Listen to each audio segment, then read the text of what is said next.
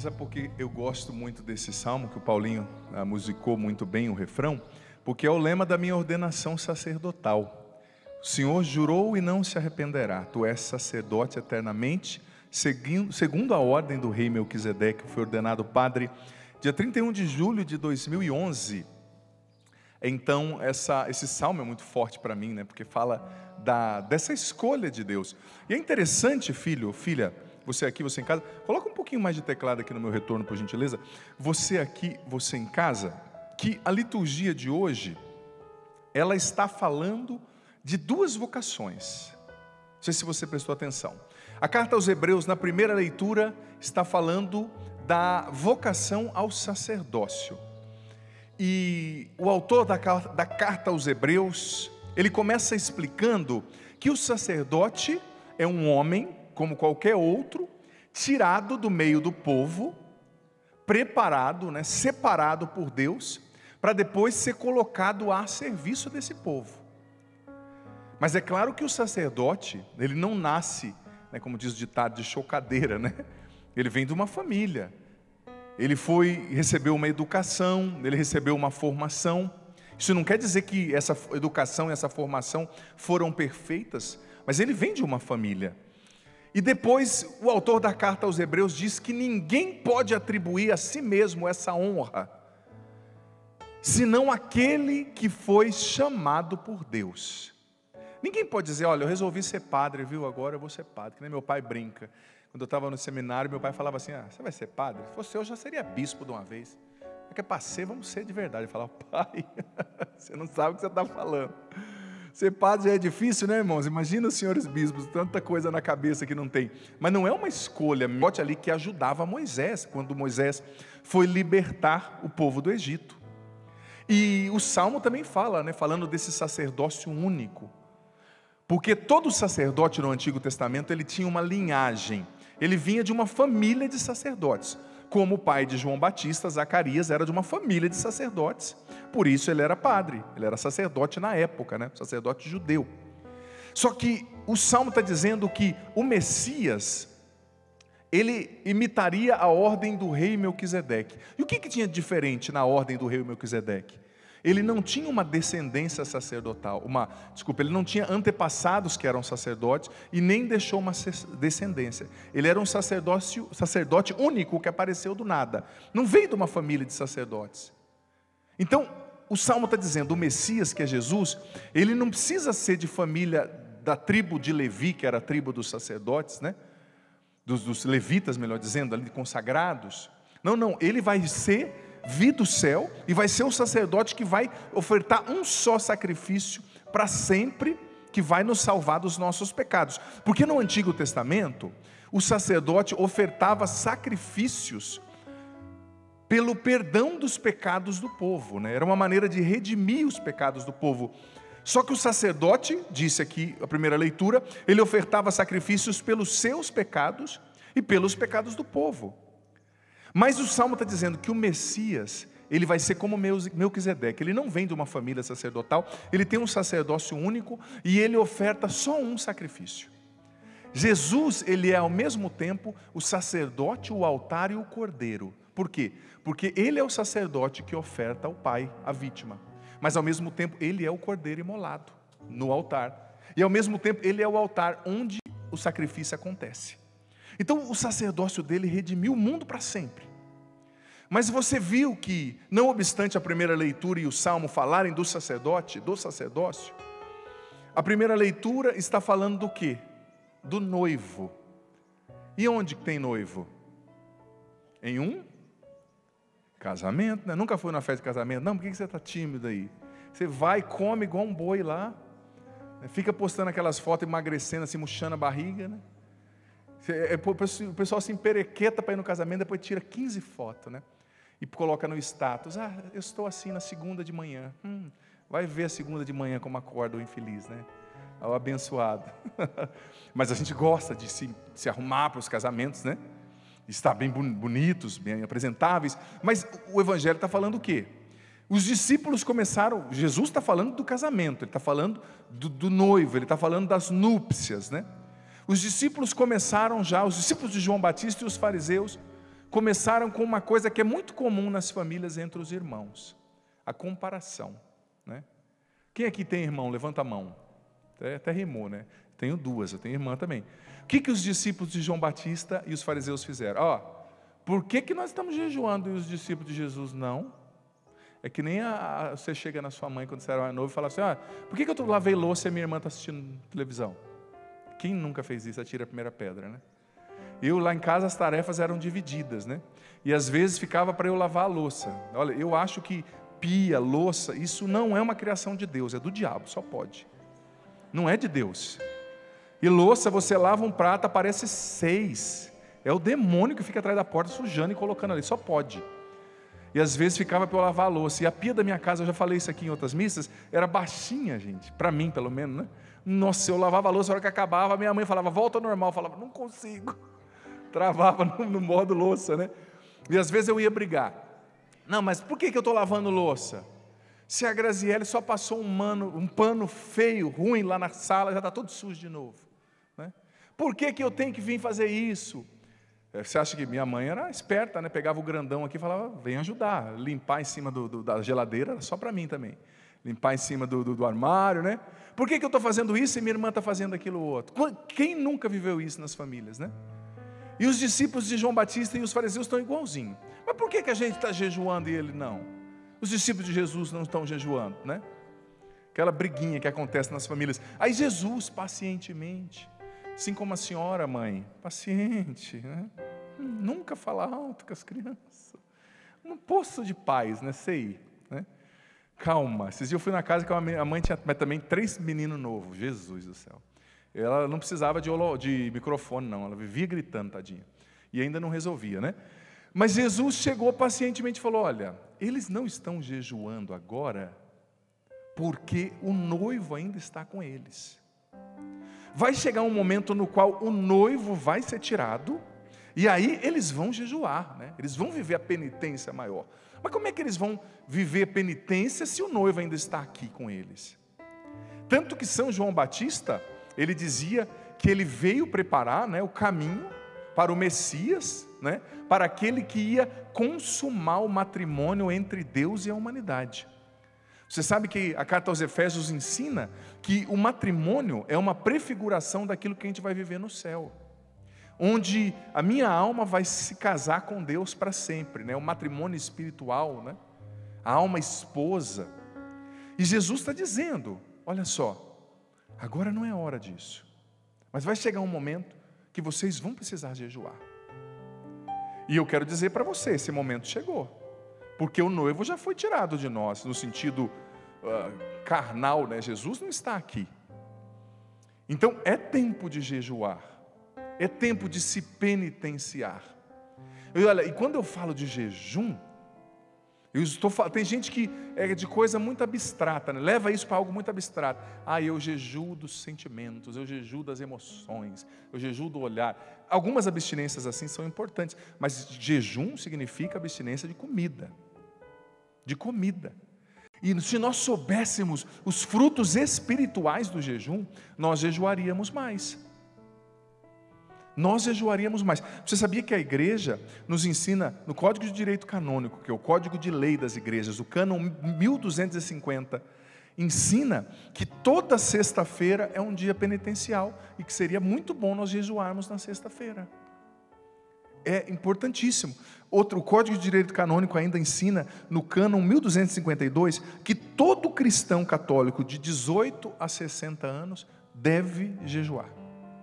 É preciso jejuar, né? Você que tem mais de 60, não fica com essa risadinha não, viu? Se você não está doente, vai ser bom também, você não peca, né? Todos nós temos pecados, né? E tem muita gente que não entende o que é o jejum. Gente, o jejum é um dom de Deus para curar os nossos desequilíbrios. São João da Cruz dizia que uma só emoção desordenada, né? Paixão desordenada, paixão que ele dizia é instinto, né? Concupiscência dentro da gente, a má tendência, uma só paixão desordenada é capaz de arruinar a nossa vida toda. E como você ordena as suas paixões, os desequilíbrios dentro de você? Com o jejum. O jejum é uma arma espiritual fantástica. Jesus disse que tem certos tipos de demônios que a gente só vence através do jejum. Sabe? O jejum é uma arma espiritual que a gente tem que usufruir, que a gente precisa usar. Sempre jejuar por uma causa, né? Mas é importantíssimo. Por exemplo, a senhora que tem um filho difícil, uma filha difícil. Se bem que aqui eu acho que ninguém tem esse problema, né? Sei. Quem não tem as suas batalhas, né? Você que tem um filho difícil, uma filha difícil, por que você não começa a jejuar por ele às sextas-feiras? Desafio você, pelo seu marido, pela sua esposa, pela sua sogra, né? O jejum diante de Deus tem muito poder. Tem muito poder como uma arma espiritual. Os padres do deserto, nos 4 primeiros séculos da igreja, eles venciam o mal com a oração e com o jejum. E Jesus está dizendo, vai chegar um tempo no qual o noivo vai ser tirado deles. E esse é o tempo de jejuar. Mas por que a gente jejua? Para conter os desequilíbrios da nossa carne. Porque nós estamos num tempo, veja bem, no qual nós somos extremamente estimulados a viver um estilo de vida desequilibrado. A comer demais, a beber demais, a buscar só prazer. A pessoa começa a assistir uma série, num dia assim meio livre, assiste 12 capítulos, né? 12 episódios de 50 minutos cada um, né? Fica o dia inteiro no celular. E o jejum nos ajuda a moderar o impulso carnal, a equilibrar as coisas. Porque vida boa é vida que está no lugar, é vida que está no equilíbrio, na qual as coisas estão no seu lugar. Sabe? E esses dias eu vi uma pesquisa que me chamou muita atenção, de um site americano que dizia o seguinte, que basicamente é como se a indústria alimentícia trabalhasse para nos viciar. Cada vez mais coisa que vicia, é glúten, é açúcar demais em tudo, é carboidrato ruim, é farinha branca. E a indústria farmacêutica trabalhasse para nos viciar. A indústria alimentícia te adoece, aí a farmacêutica te vicia. Porque comendo tranqueira a vida inteira você fica doente, aí a indústria farmacêutica quer te viciar, para você ficar comprando remédio, comprando remédio, comprando remédio, comprando remédio. Não estou falando que nem tudo na indústria farmacêutica é ruim, tem remédios que são necessários. Mas, por exemplo, gente, hoje você tem um remédio para o luto. A pessoa perde alguém, ela tem que tomar um remédio. Gente, a experiência do luto é uma experiência humana, natural, que existe desde quando o mundo é mundo. Eu estou triste porque minha mãe morreu. Você queria estar feliz? Né? Eu estou triste porque meu marido me abandonou. Você queria estar feliz? É preciso viver o luto de maneira humana, permitir-se ficar triste, permitir-se chorar, permitir-se se recolher para dentro de si. Às vezes a gente precisa viver essa experiência, né? É como nos lugares nos quais o inverno é rigoroso, existem muitas árvores, quando você vai num lugar que tem neve, que parece que elas morreram. Mas elas não morreram, elas recolheram toda a força delas para a raiz, para a seiva. Aí quando vem a primavera, aquela coisa linda, as folhas nascem no galho da árvore e depois vem flores. E todo mundo falava, nossa, eu achava que a árvore tinha morrido. Não morreu, ela recolheu as suas folhas. Mas a gente não consegue mais sofrer uma experiência de luto sem se panturrar de remédio. Eu estou sem dormir. Calma, isso vai passar, você não tem que se socar de remédio. Porque muitas vezes um remédio para curar uma coisa causa 3 outros problemas. Mas nós estamos patologizando a dor, tudo é patologia. Eu sofri, eu tenho que tomar um remédio, né? E a gente está se viciando, e Jesus nos deu tantos recursos sábios e sóbrios, né? É preciso fazer um jejum de comida na sexta-feira, mas é preciso também fazer um jejum programado. Você já ouviu falar do jejum de dopamina?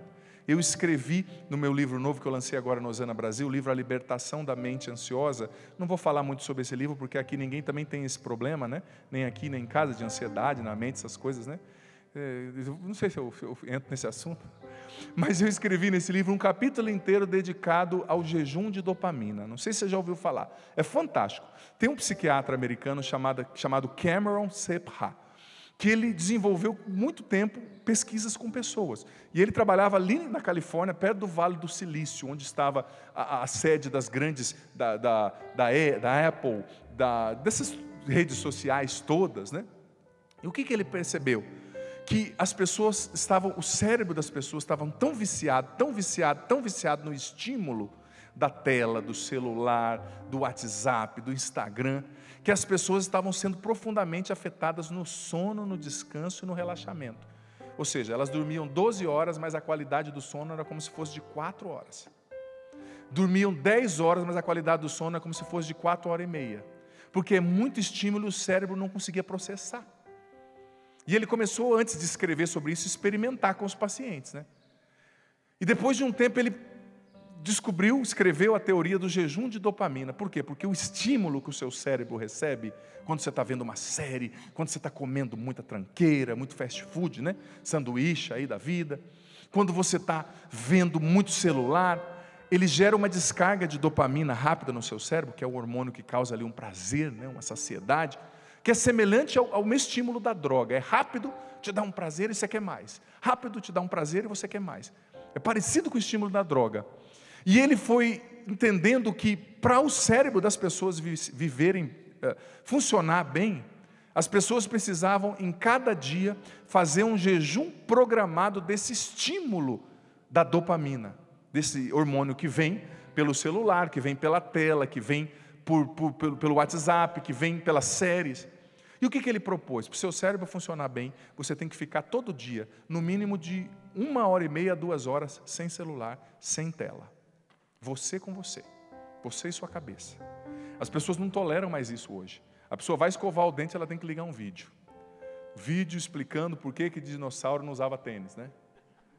Vídeo explicando qual o impacto da tampa de Coca-Cola no cérebro do orangotango. É uns vídeos que não tem nada a ver, mas a pessoa não consegue ficar sem estímulo, sem informação, né? Sempre. Vídeo como fazer maquiagem em morto. É coisa que não tem nada a ver. Presta atenção, quanta bobeira que você está vendo. Por quê? Porque os caras ganham a partir da sua visualização. Então eles querem te viciar. Acaba um vídeo, vem outro. Acaba um vídeo, vem outro. E o algoritmo do YouTube, das redes sociais, está te estudando, vendo o que você gosta de ver. Hoje você vê pessoas de idade, com 80 anos, escravo do celular. Não vou falar onde eu vi, porque a pessoa vai estar assistindo, né? Mas que fica assim 4 horas vendo videozinho, né? 4 horas.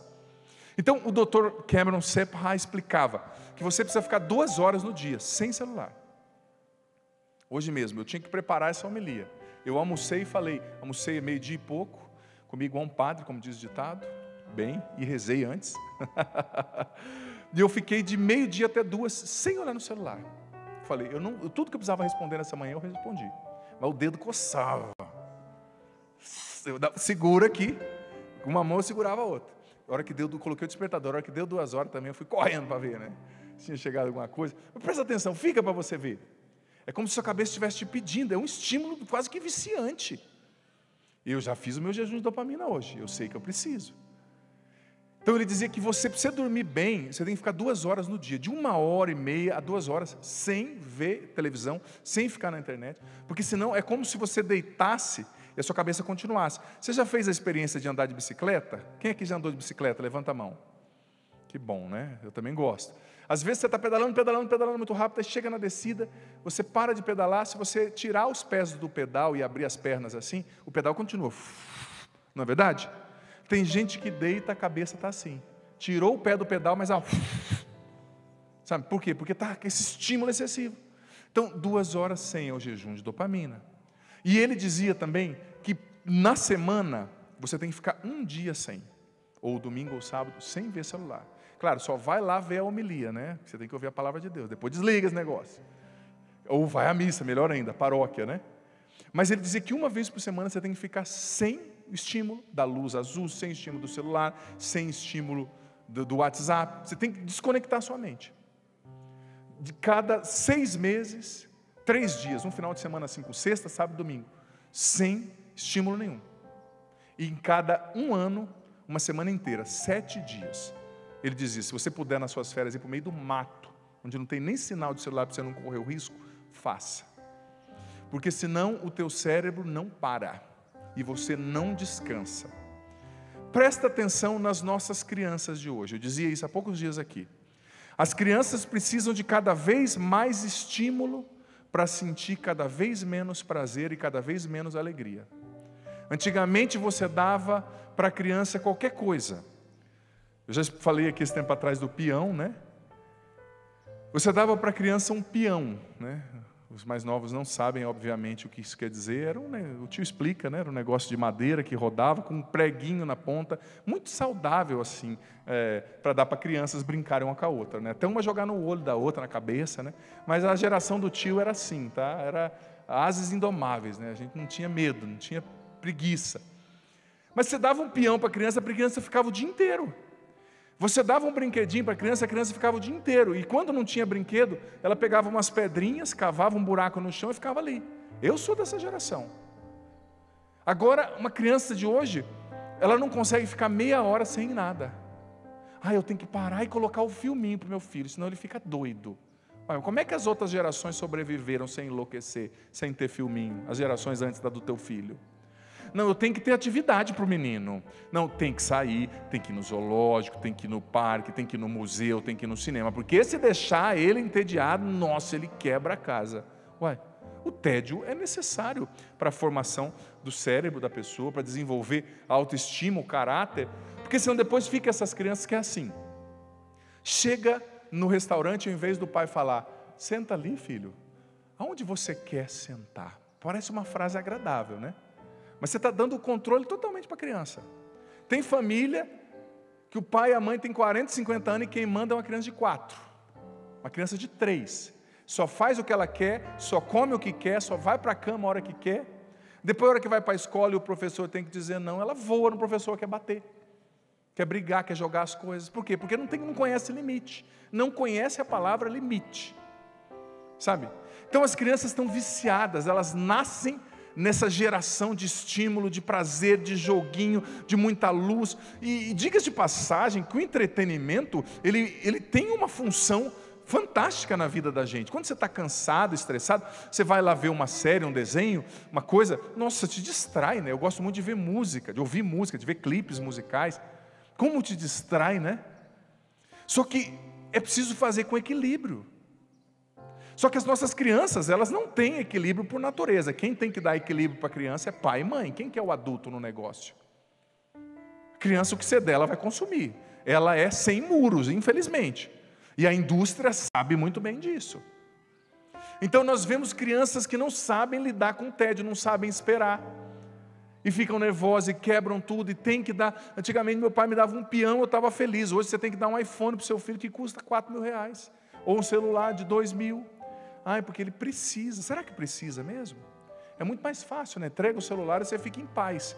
Entre aspas, em paz, porque isso vai te cobrar um preço lá na frente. Antes você conseguisse tirar o celular e fizer atividade, deixar ele brincar, entretê-lo de outra forma, entretê-la, né? Não quero colocar peso sobre você, pai e mãe, não.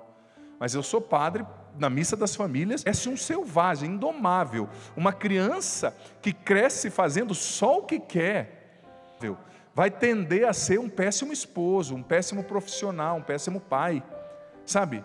Então, a gente precisa aprender a jejuar também do estímulo, o jejum de dopamina, como eu disse. Jejuar daquilo que é excessivo no nosso cérebro, jejuar de tanta série, de tanta internet. Hoje, as crianças, e muitos de nós vivemos achando que sem o celular a gente vai morrer. Não vai morrer. Não vai morrer.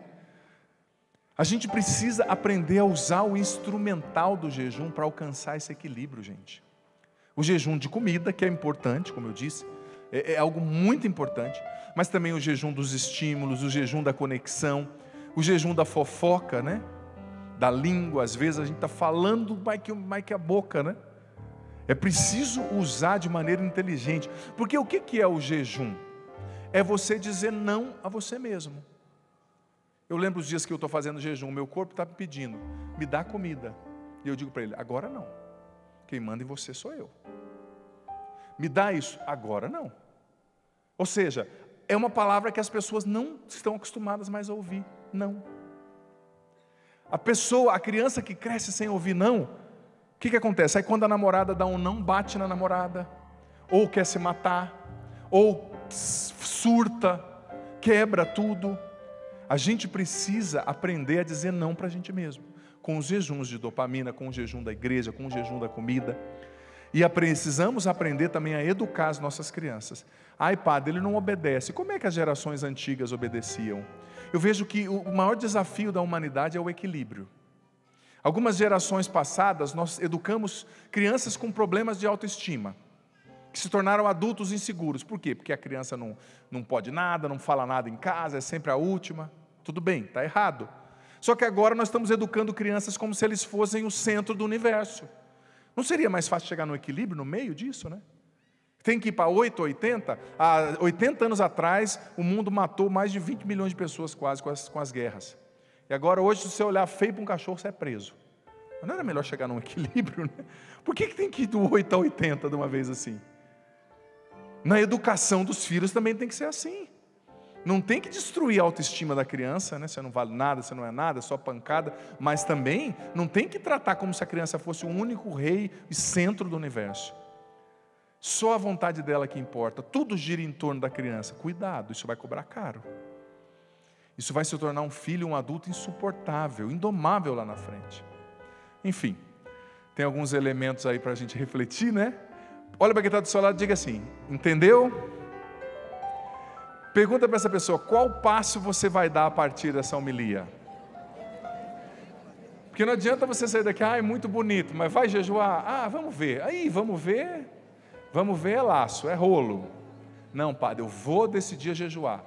E olha, padre, às vezes às sextas eu estou viajando. Se você está viajando na sexta, adianta para quinta, uma semana que você for viajar. Às vezes eu viajo nas sextas-feiras, o ideal é sexta, mas se não der, é melhor jejuar um outro dia do que não fazer o jejum. Ou adianta para quarta também, que é um dia que Nossa Senhora em Medjugorje pediu, que é um dia também adequado para o jejum. Tá bom? Vamos ficar em pé? O Paulinho preparou uma música muito bonita para nós cantarmos, que fala sobre família, sobre a realidade da família. Então eu quero convidar você a ouvir primeiramente essa canção. Você vai ouvir com o Paulinho e depois você vai cantar junto e o padre vai rezar por você, rezar pela sua família, rezar pela sua casa. Tem alguém na sua família que precisa hoje ser alcançado por Deus, sim ou não? Tem alguém na sua casa que precisa hoje talvez ter os olhos abertos por Deus, pela ação do Espírito Santo, sim ou não? Então nós vamos cantar.